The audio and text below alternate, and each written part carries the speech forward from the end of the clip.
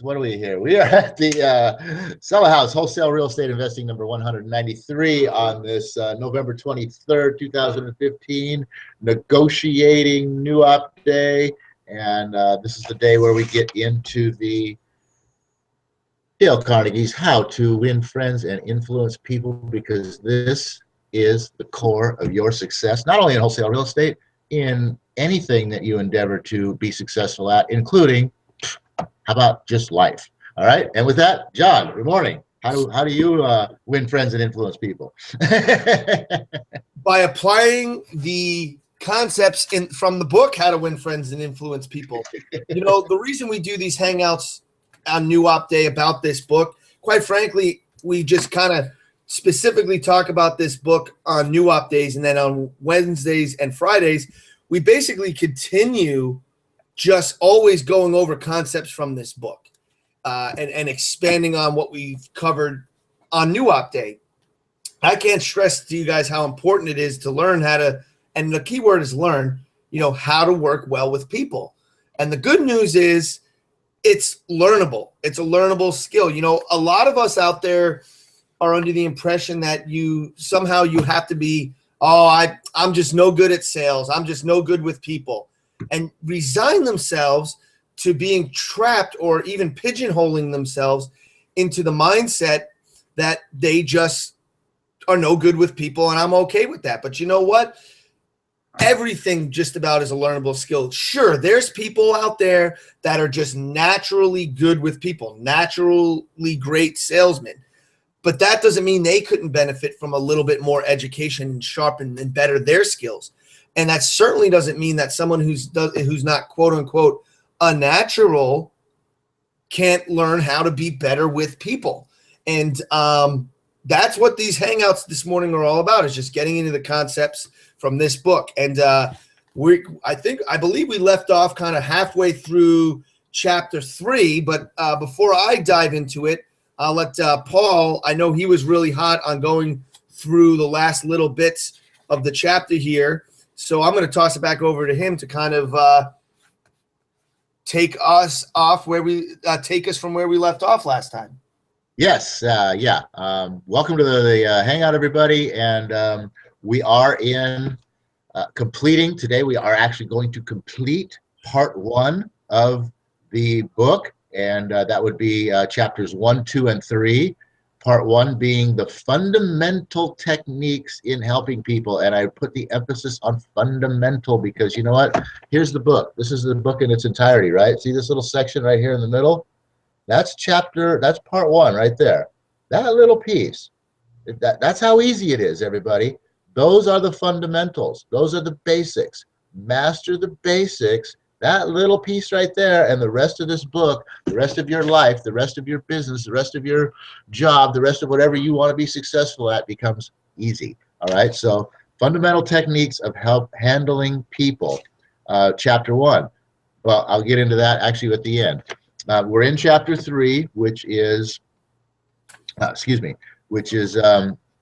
he who can do this has the whole world with him. He who cannot walks a lonely way. And this last part of the chapter here gets into sort of outlining what that means. And I'm going to jump in. We got 3.5 pages here, John. I'm just going to make sure that we get this chapter done. I'm going to run through everything here, and then we can sit back and we can discuss. Okay, how's that sound? That sounds great. All right then. So starting off on page 46, we already went through the the letters, which were powerful information in really presenting the difference between, you know, how to sort of offend people and incite resentment against you versus how to instill a deep desire and a deep want for, you know, what it is that you have to offer. So basically we got here, it says, people who can put themselves in the place of other people, who can understand the workings of their minds, need never worry about what the future has in store for them. And that's really right there kind of what it's all about. You know, if out of reading this book, you just get one thing, and that is an increased tendency to always think in terms of the other person's point of view and see things from their angle, if you just get that one thing out of this entire book, it may easily prove to be the one of the building blocks of your career. All right, looking at the other person's point of view and arousing in him an eager want for something. Don't mix this up with, as manipulating that person so that they'll do something, that's only for your benefit. In this whole thing here, each party should gain from the negotiation. In another example in which everybody gains from this principle of arousing an eager want is this guy from Michael Whidden from Warwick, Rhode Island, who was the territory salesman for a Shell Oil company. And he was just killing it with all of his territory, getting all of these Shell Oil companies to boost their revenues and everything else except for this one station.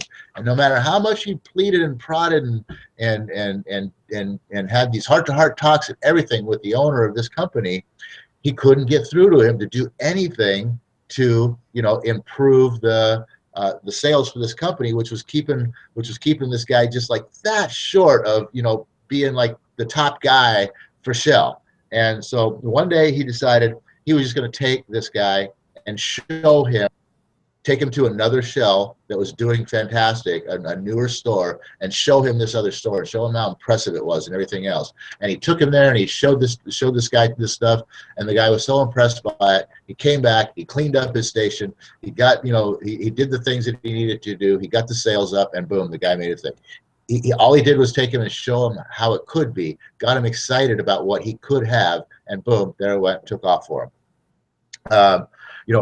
This is a very interesting concept right here. Most people go all the way up through college, and they learn all this stuff, right? Mastering the mysteries of calculus and everything else, without ever discovering how their own minds work. That is the key right there. How does this thing up here, how does this bean work? That's where the key is to your success, is understanding in yourself how your own mind works. Not necessarily how much crap you can stuff into it. That's not going to help you none. There's a guy, they talk about a guy here that was at a group function, so to speak, a training, and he wanted to get some people to come out and help him and play basketball with him. And he stands up before the group and he says this: I want you to come out and play basketball. I like to play basketball, but the last few times I've been to the gym, there haven't been enough people to get up a game. 2 or 3 of us got to throwing the ball around the other night, and I got a black eye. I wish all of you would come down tomorrow night. I want to play basketball. I got to come, Paul, up. I got to field this. This section really cracks me up because it's so funny. Because listen to that. I'll let you read what's going on here. The reason this is so funny is because, what are you thinking when you hear this? I hear a guy that's like, he's at a gym where no one goes to, so that doesn't sound fun or exciting. Like, I don't want to go socialize over at a gym or a sports club where there's no one to socialize with. Then he's talking about how, he can't even, it's so lousy over there, he can't even get a game of basketball going. And he wants me to come to his crappy gym, and he wants me to play basketball. And apparently he wants to put me in a situation to get a black eye. Everything about what this guy's telling me to do sucks. Okay, go ahead, Paul. I know, that's so funny, isn't it? So then he gets into now, in here, he starts talking about, and this is kind of cool because now he starts talking about applying this to children.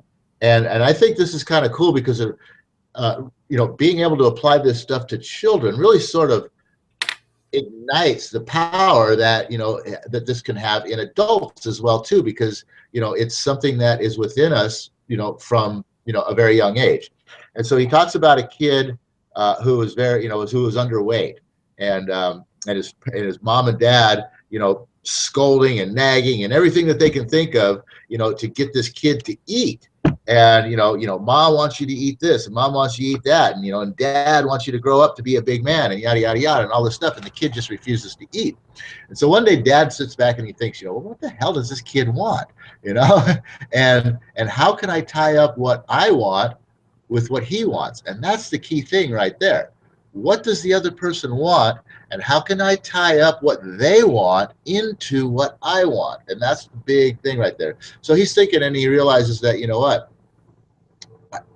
Every day I hear the story about how my son is out there riding his tricycle, and the big bully from 3 doors down comes over and knocks him off his tricycle and takes it from him and starts riding it. And he comes running home screaming to mom, and mom's got to go back out there in the street and take the kid off his bicycle and put my son back on his own bicycle, right? His own tricycle, right? So he's like, doesn't take Sherlock Holmes to figure this out here, right? The kid's pride. So what does he want? What does this kid want? He wants his pride. He wants his anger. He wants his desire of feeling important.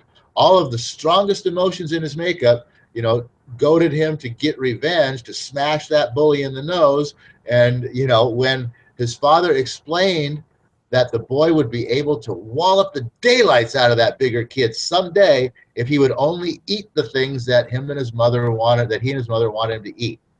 Once his father promised him that, there was no longer any problem from this dietary standpoint. The boy would eat spinach, sauerkraut, salt mackerel, anything in order to be big enough to whoop that bully who's been humiliating him for so long.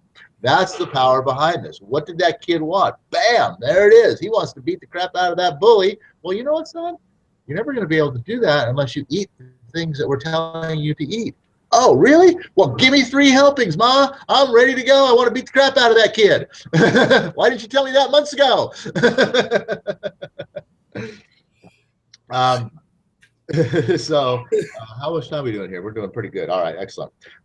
So here we go. So the next one here is another kid who, and this is back in the old days now, remind you, poor people living in small houses. The kid's got to sleep with his grandmother, right? And so the kid was wet in the bed all the time, and grandma was going to get, was always getting mad and yelling at him and this and that. And look what you did again last night. And the kid would be like, I didn't do that. You did that, blah, blah, blah. And scolding and spanking and shaming and reiterating that the parents didn't want him to do that. None of those things kept his bed dry, right? So the parents asked, how can we make this boy want to stop wetting his bed? There it is right there. How can we make him want to do this? Well, what were his wants? First of all, he wanted to wear pajamas like daddy. He wanted to be a big man. And secondarily, he wanted to have his own bed. He didn't want to be sleeping with grandma and wearing granny nightgowns like grandma was wearing. He wanted to be his own man, his own bed, and be like daddy and wear pajama pants. So what does mom do? Mom takes him to the store. And when she gets to the store, she kind of gives the salesman a little wink, and she says, here is a little gentleman who would like to do some shopping today. And the sales girl catches on to this right away, fortunately for mom. In today's world, I don't know if that would happen, but she catches on with mom's idea here, and she makes the boy, first of all, feel very important by saying, well, young man, what is it that I can show you, right? It's his decision, right? Kid stands up taller, 2 inches. He says, I want to buy a bed for myself. And so the next thing, they go around the store, and when they get to the bed that mom wants the boy to buy, she gives the salesman another little wink, and so the salesman catches on, and she convinces the boy that this is the bed he should have. So he buys the bed that mom wants. Now, later on that evening or next day, whenever the bed gets delivered, daddy comes home, and the kid runs downstairs, daddy, daddy, daddy, come look at my bed that I bought, right? And then, so daddy and the kid goes upstairs, and daddy says this, and he follows Charles Schwab's injunction of, hearty with your praise and approbation and lavish of his praise, right? And he says, wow, that's a great bed, Johnny. That's amazing. You picked this out all by yourself. Yeah, just boom, lays it on thick. And then he says, you're not going to wet this bed, are you? And it says, oh, no, I'm not going to wet this bed. And the boy keeps his promise, for his pride is involved. And that was his bed. And he alone bought that bed, and he's wearing pajamas now like a little man, and he wanted to act like a little man, and he did, and he never wets his bed again. And then the final one here he gets into a telephone engineer. Let's see here. Oh, another one to, trying to get his 3-year-old daughter to eat the breakfast food, right? And all the scolding and pleading and nothing works. And so he gets into, how can we make her want to do this? And so mom gets up one morning and she gets the daughter and she brings her into the kitchen and she gets the daughter to help making the breakfast food and gets her all excited about, she's a little woman now. She's in the kitchen. She's making the breakfast. She's all proud of herself. She's stirring the cereal and in comes walking dad. In and dad. And the little girl says, Daddy, look, I'm making the breakfast today. I'm stirring the cereal. And she reaches right in and takes a couple bites of it to show Daddy how good it is, and she's proud, and she had achieved a feeling of importance. That's the thing right there. And to finish this thing out, William Winter once remarked that self-expression is the dominant necessity of human nature. Why can't we adapt this same psychology into our business dealings? When we have a brilliant idea, instead of making others think it's our idea and forcing it upon them, here's this brilliant idea that we're going to have you do, why not let them cook and stir the idea a little bit, let them regard it as their own idea, and they will like it and maybe take a few helpings of it and be willing to serve it out to other people. So remember, first, arouse in the other person an eager want. He who can do this has the whole world with him. He who cannot walks a lonely road. Oh, wait a minute. Wasn't that the title of this chapter? So, John, there it is. There's the chapter. We got through it. Hey, look at that. We still got 10 minutes to talk about this. Woohoo! I can't believe it. Paul actually flew through content. And a lot has to do with the fact that I didn't I wanted to interrupt you a half a dozen times because there's so many awesome little concepts in each one of the stories that he shares in this book. And that's one of the things I love about this book. But I want to kind of step back to the first thing you were sharing here from the book, Paul, this part of the chapter today. Where was it? I'm sorry. Everybody gains the principle. Page 46. 46 and 47. Yeah, 46. Oh, yes. Down below, after he shares the story about Mike with the Shell Oil Company and how when he's shown another location that's doing better sales, it's in better condition, it's operating better, all that, and arouses in Mike that eager want so that he can go and apply that to the store that he's managing and up the sales and the business, everything like that. You talked about that, and that right there is the basis of the property noodler system. And the reason I bring that up is because I like to relate the concepts from this book to exactly what we're doing. And, one of the things about our meeting that we had with the guys on Saturday was I got some feedback from a few of them about how excited they were because we showed them the possibility of something huge in their future. Do you get where I'm going with that? It's like, and that's a key thing is you show somebody the benefit or what they could have. You show, and this works with sellers as well, showing something to somebody that's going to arouse an eager want within them, a desire, show them your successes, show them, what they could achieve.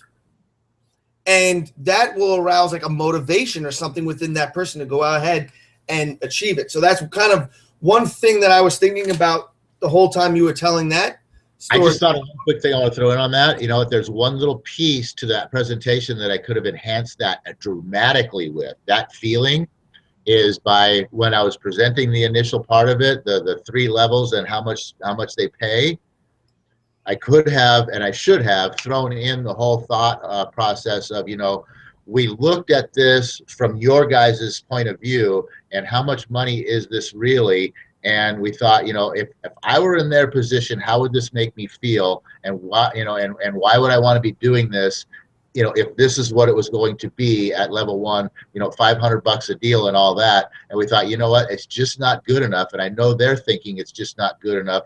So by looking at it from your guys' side, we've said, okay, how can we improve this for you? And this is what we've done. That would have got them even more excited, because then they would have sort of felt that it was like kind of their idea. Yeah. You know, that's a good point.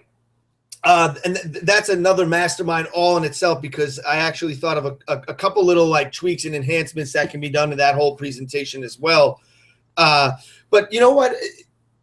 Overall, what the points made throughout is, you know, it gives us the examples of the people that want to get something out of somebody else, and in attempting to do so, they present to that other person everything that they want out of the transaction, or everything they want out of the deal, you know, everything they want out of a given situation that they're trying to persuade somebody to go along with them in their plans or in their business model, or just to go along with them in what it is they want to do. And this chapter just points out that there's a right way to get people to do what you want them to do, and there's a wrong way, or a failed or an attempt that doesn't come to fruition way to approach people to try to get them to do what you want. And it comes down to the basic concept that is, when you're working with other people, you have to make it about them. It's not about you. You will get what you want by not necessarily asking for it, but arousing a person's want of giving it to you. This works so well in our real estate business when we're dealing with sellers. Like, I know for the most part, if I'm going to someone's house that's in foreclosure, unless there's other circumstances involved, like it's vacant and it's in foreclosure and they thought they already lost it 5 years ago, is a lot different than it's occupied. It's, you know, what's today's date, Paul? The 23rd? Yep. It's November 23rd. And I'm walking up to this guy's house in pre-foreclosure. He's got a Christmas wreath on the door and a Christmas tree inside his house. And I'm here to buy your house. He's going to tell you to get the hell away from his door. You see, what I want is to buy your house. Walking up to that house, you know, I know it's in pre-foreclosure. This guy may need to sell. He may have it worked out with the bank, or he may need to sell and he really doesn't want to. I know walking up to that, you know, theoretical house, it's pretty well kept. He's got his Christmas decorations up. This guy does not want to sell that house, and he doesn't want to hear about selling the house initially. If he's going to sell that house, we have to make him feel like he wants to sell that house. It's his idea. He's discovered that is the best option from him. And how do we do that? Is we approach it. I put myself in that person's shoes when I go to that door. How would I feel if someone came and knocked on my door to tell me I was being foreclosed on for the bank, and they're here to buy my house, and I've got my 3 kids inside and my Christmas tree set up, and goddamn, this has been my house for 10 years, and I'm having Christmas here this year. I ain't selling this a-hole my house. Who the hell is he? That's what they're thinking if you approach it from what it is that we want to buy your house. You have to put yourself in that person's shoes and see it from that point of view. And you know what? Before you ask them to buy their house, find out what their problem is first. Find out if they even need your help. Find out if they even need to sell you that house before you ask to buy it. I mean, that's the point. That's the basics. That's what this chapter is all about, arousing the eager want in somebody else without making it about you, without asking of them what it is you want from them. And this book just goes through some amazing examples, hilarious too, of how to do it wrong, how to piss people off actually. And that's going to be the difference between becoming a successful wholesaler and becoming a successful wholesaler. Is these concepts right here. Anything you want to throw in on that, Paul? Power of the mastermind, you just gave me a great little thought for part of an approach to the NODs that I think we need to be incorporating. Anyway, but I mean, and I'm gonna go ahead and just throw it out there. You know, what the heck? You know, what you were just talking about this time of year. Well, let me back up one second. First of all, I wanted to just back up to what you were talking about earlier about, you know, instilling the eager desire and the eager want into people. And I want to just relate it to, you know, building your business or building or building your team, say within your job. If you're, say, you know, working on a little project or something, you're working to build your team, and you want to get all the people, you want to get the support on your side. You want to get everybody, you know, working in harmony with you, you know, working in the same direction. One of the things that we sort of put out in our little meeting there on Saturday was the fact that, you know, the people in that room right now, especially in the very beginning of doing something like this is when you're either going to get them or you're not. They're going to be on board, or they're not going to be on board. And if you don't get them now, I don't think you're ever going to change them. So I think the beginning of it is a key element here, and that, you know, so we kind of presented to everybody that the people in the room right now, the small core group of what we have right now is, you know, we are the core that can grow this thing together. And that, you know, their input is from this day forward is very important. We want them to participate in sort of the, you know, the idea structure, the designing, the thought process, and all of that. And I think that really was a key point to instill that, you know, that you know, to arouse that eager desire, that eager want. Like, oh, they want my ideas. Okay, what is this all about? Let me get into it. Let me see what they're doing here. Let me see where I think the problems are. So let me, you know, let me go in there and find the problems. It gives them something to go in there. Let me go in there and find a problem so I can point it out to them, and I can be the superstar. You know, it gives them that, you know, opportunity to feel important. So that was the first thing I pulled out that I wanted to throw in there. And then the second thing you were just talking about walking up to the guy's house, and you use. It's a great example for this time of year, like you said, with the wreath on the door, and you can see the tree in the window and all that sort of stuff. But it doesn't necessarily have to be just this time of year. You can find a way to do this any time of the year. But just this example really stands it out. And, you know, you walk up to that door, and like John says, it's like, hey, you know, you're in foreclosure, and I can buy your house from you. Yeah, well, you know what? Take a long walk off a short pier there, pal. I'm done with you. But, you know, if you walk up, you knock on that door, guy opens the door, and you're like, man, your house looks great. I love this wreath on the door. You know, my name's Paul, and I'm just here to bring you a little bit of information about what's going on with your mortgage. I know this might be kind of a touchy situation. I don't know, maybe would you mind maybe stepping outside? We could talk. It's only going to take like just a minute. I just want to give you a little bit of information about you know, so that you might not know about, something along that lines. You know what I mean? I wasn't, it wasn't, you know, maybe you don't want anybody to hear this. You know, if you want, you know, would you mind stepping outside for just like 1 minute? I just got a little bit of information I wanted to offer to you. You know, I'm not being pushy. I'm not saying I want to sell their house, and, you know, none of those things. I'm just here, you know, in a friendly manner to potentially offer them a little bit of information that maybe they don't know about, maybe might be helpful to them. And with that, you know, you can then get into a little bit more of the details about, you know, the situation, the numbers, et cetera, wherever you want to take it from there. But that initial interaction right there, and just like I said, you know, relating it all the way back to what I just said about the initial part of starting up your business or your group or whatever it is, you know, is you got to get them, you know, softened up and looking in the right direction, the direction that you're looking in, you know, right from the very beginning. Yes, absolutely. One other kind of thought I wanted to throw in from what you had gone through in those last couple pages is he talks about like getting to know your own mind. Like, yeah, sure. When we go to college, I mean, heck, let's just face it, from day one, when we walk into a school building, preschool, we're learning mainly functionality of the alphabet and math. And then we start to learn some history and phonics, and then we learn, you know, more advanced calculus, and we study Virgil, or I don't know that we study Virgil in school anymore.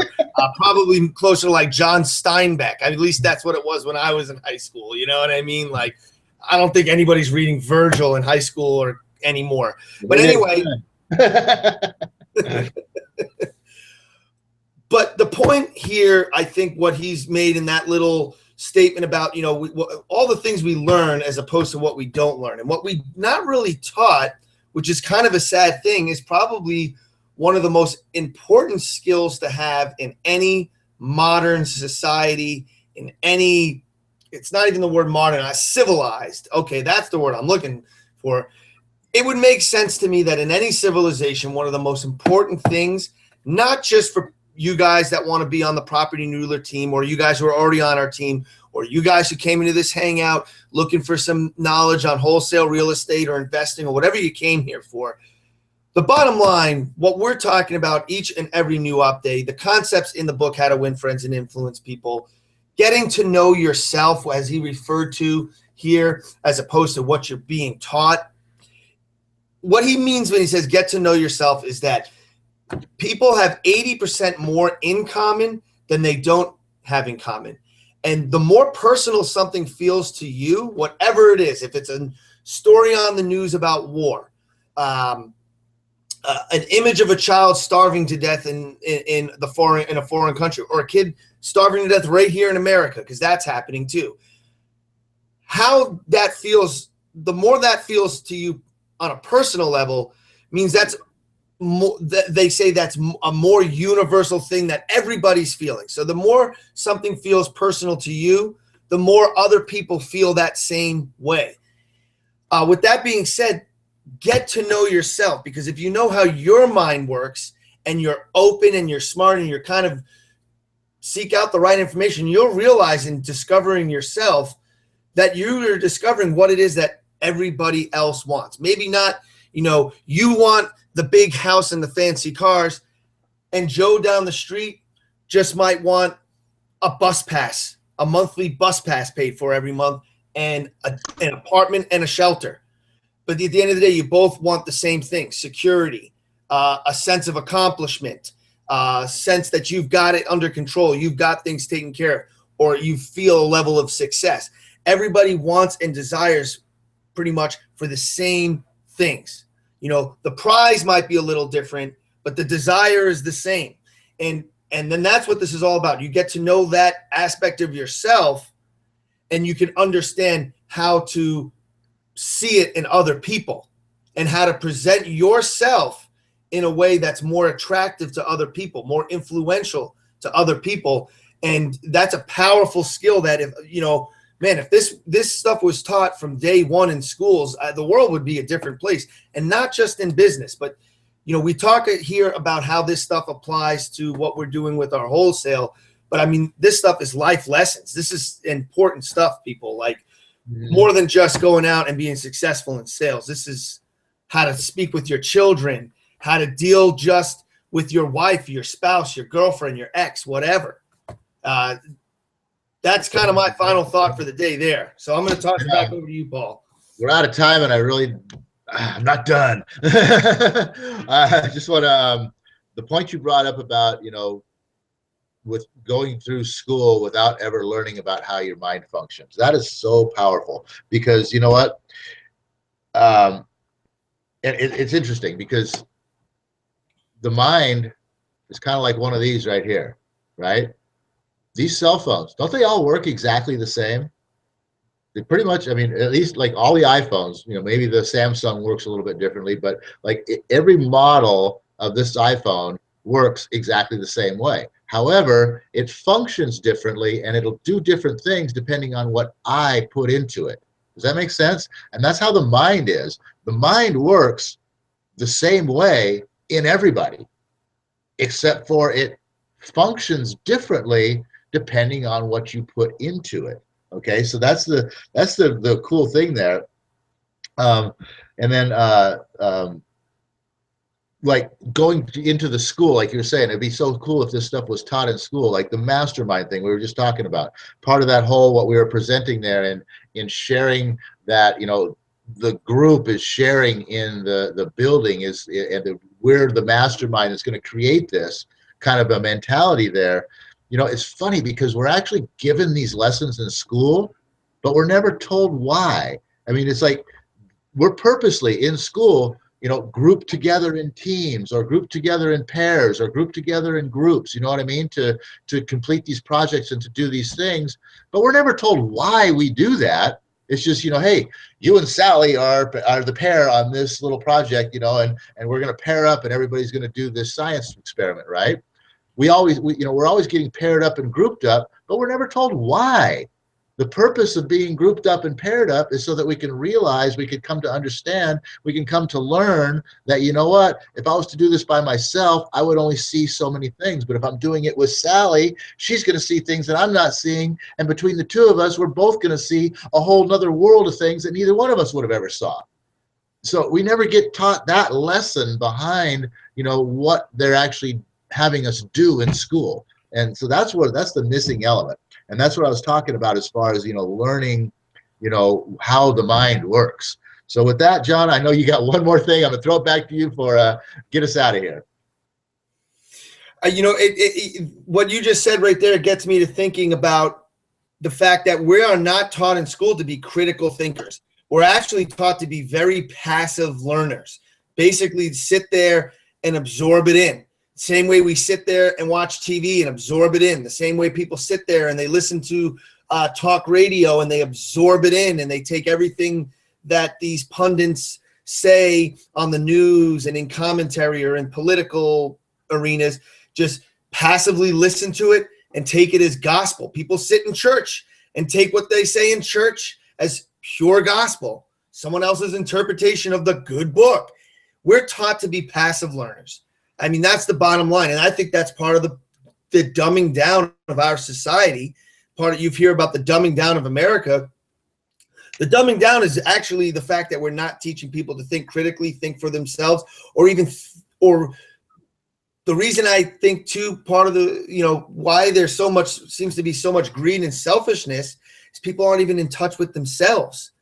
You know, and back to the whole concept here about, you know, not being taught the skills to know your own self so that you can see that every person that you're dealing with out there is just a reflection of yourself, really, and everybody's wants and desires the same thing. I mean, it's just so critically important.